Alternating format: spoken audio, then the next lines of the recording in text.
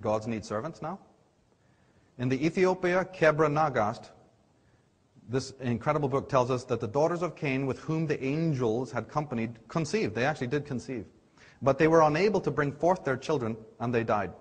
And of the children who were in their wombs, some died, and some came forth, having split open the bellies of their mothers, they came forth by their navels. So this was some hideous, like Rosemary Baby Plus. It obviously didn't work very well. Another Gnostic text, please do not ask me to pronounce that. The daughters of darkness became pregnant as a result of the beauty of the forms of the emissary.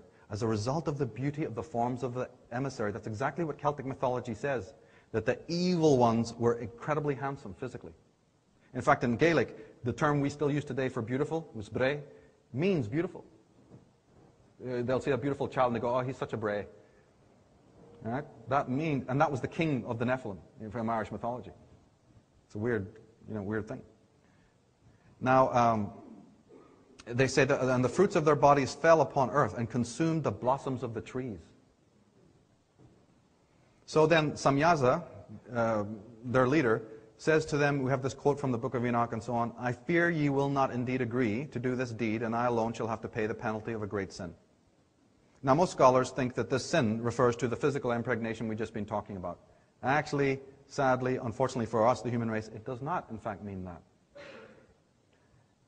A lot of beings have probably come to this planet, and probably still do. They do their little thing, they look at some rocks, they do their research, and then they're gone. They do not violate what Gene Roddenberry called the prime directive.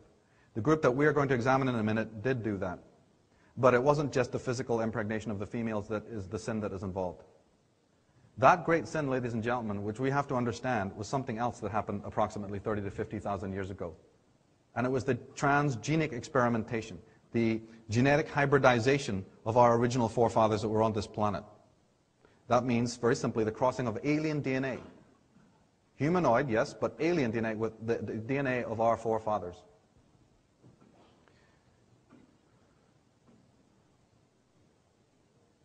In Genesis 1 we read, and God said, let us make man in our image after our likeness. Let's not get into that whole thing about the hour right now. That's always been a bone of contention. I'd like to explore it, but we haven't got the time. Just let's focus on the fact that it's saying after our likeness. The gods are making man in their likeness. Corinthians backs this up. We read, the first man, Adam, became a living being, the last Adam, a life-giving spirit. 2 atoms? Well, wait a minute. How come we never learned that in Sunday school? What's this 2 atoms bit?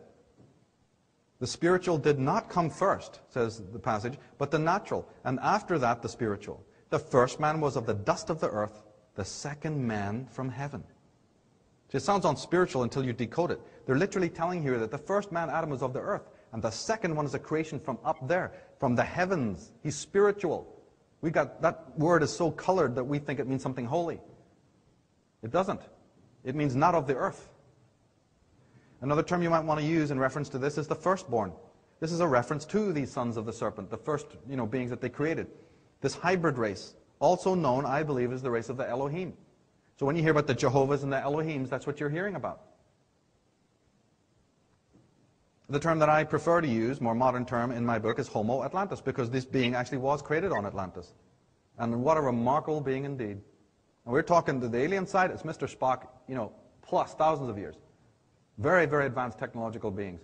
And then something else that the alien masters didn't have and probably didn't even understand. The human component, which I believe had the moral sensibility, the violet ray. At least it had the connection to the Earth Mother, the Matrix. A remarkable entity. And we are, in fact, descended from him. George Norrie asked me last night, do you mean that every single is there anybody with a pure, human blood? No, they're not. Every single being today has a various, cocktail of this. We're going to explore that more in a minute. However, the sons of the serpent, the Elohim, you see, had it all turned on. They were just equally intelligent, and I believe they're actually a little bit more, grounded and intelligent than even their masters. So to cut a very long story short, they decided that, wait a minute, this servitude bit, no, we're not into that gig. We want to, blow this status quo. So after an undiscernible time, undisclosed time, they decided to exodus. They decided to leave the continent of Appalachia, to vacate. And they did so, and they set up their own base on another continent on our planet at that time, which was known as Oceania, or better known as Lemuria. And they set up their own thriving culture there. And many of the scholars who look into this say that it's all the high culture, you know, the Mozarts, the Beethovens, the Salvador Dali's, the whatnot. That's where that's coming from. Okay? Lemuria is an interesting name. Etymology tells us an awful lot. It means the land ancestral, land of the ancestors, from Mu or Muhai Devi, the Hindu mother goddess.